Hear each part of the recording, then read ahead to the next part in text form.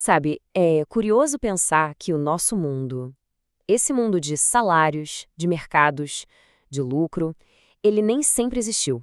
Hoje a gente vai mergulhar na grande transformação que desmontou um sistema de séculos, um sistema baseado em terra e obrigações, para construir as fundações do que a gente vive hoje. Vamos entender como essa mudança radical aconteceu. A pergunta é essa: como é que um mundo de servos presos à terra e de senhoras com poder quase absoluto deu lugar à sociedade em que a gente vive? Olha, não foi uma revolução de um dia para o outro, não. Foi uma transformação lenta, sabe? Movida por forças que agiram por séculos. É essa história que a gente vai desvendar agora. E para a gente entender essa virada de chave, primeiro a gente precisa voltar no tempo e mergulhar na lógica do sistema que ruiu, o feudalismo, um mundo que era regido por obrigações.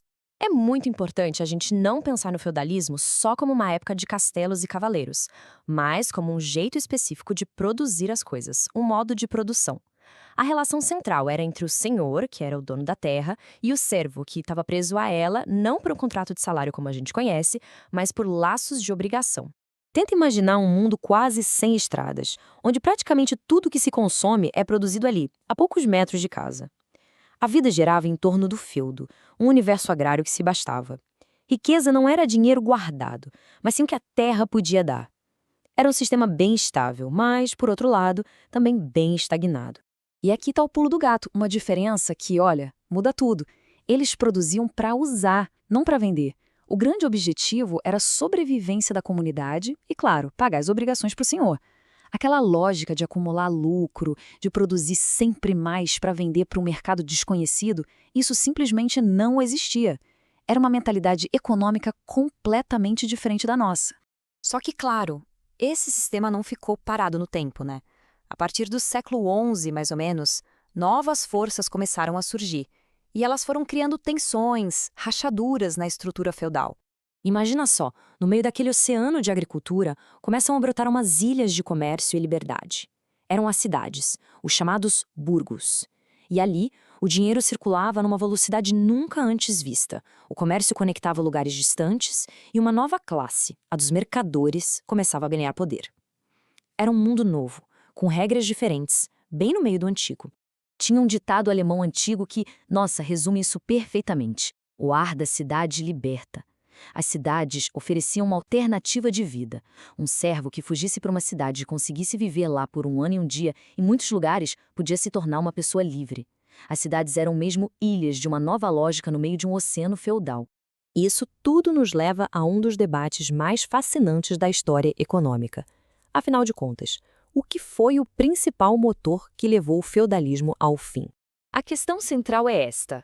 O sistema feudal ruiu por causa de um choque que veio de fora, como o crescimento do comércio, ou ele implodiu por causa das suas próprias contradições internas?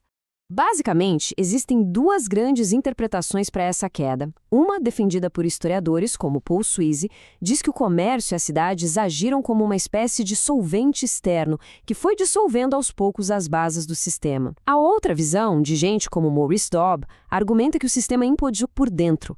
A exploração cada vez maior dos servos e a luta constante dos camponeses teriam criado uma crise interna fatal. Seja por forças externas, internas ou, o que é mais provável, uma combinação das duas, o fato é que o mundo feudal começou a desmoronar. E essa queda gerou uma verdadeira cascata de mudanças que redefiniram a sociedade. Aqueles laços pessoais de lealdade, de obrigação, eles começaram a ser trocados por uma coisa muito mais fria, mais impessoal, o dinheiro. A relação entre senhor e servo se transformou na de proprietário e inquilino. A terra estava deixando de ser um elo de vida para se tornar um negócio.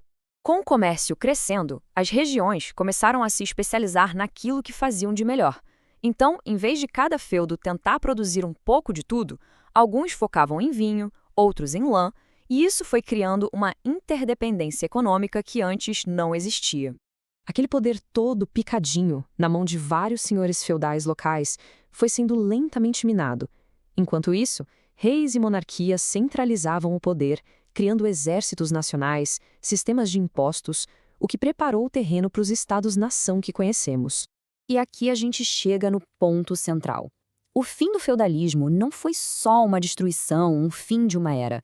Das ruínas desse sistema, surgiram as condições perfeitas para que algo completamente novo pudesse nascer: as sementes do capitalismo. É como se as peças de um quebra-cabeça começassem a se encaixar, sabe? O capital acumulado pelos mercadores precisava de um lugar para ser investido. Os camponeses, agora sem terra, se tornaram a mão de obra. Os mercados criaram a demanda. E o Estado, agora centralizado, garantiu a ordem e a propriedade. Pronto. Estavam ali todas as pré-condições para o capitalismo, e todas elas nasceram da crise do sistema anterior. E isso nos leva a uma ideia muito poderosa de Karl Marx, que amarra bem essa história. Ele diz que o jeito e a velocidade com que o feudalismo se desintegrou dependiam da sua própria estrutura interna. Ou seja, ele não foi só uma vítima de forças externas, ele carregava dentro de si os elementos da sua própria transformação. E essa história toda nos traz de volta para o presente, claro. A história mostra que nenhum sistema econômico é eterno. Todos eles nascem, evoluem e se transformam. Olhar para o fim do feudalismo nos força a perguntar: quais são as rachaduras no nosso sistema atual? Quais sementes de uma nova transformação já estão sendo plantadas hoje em dia?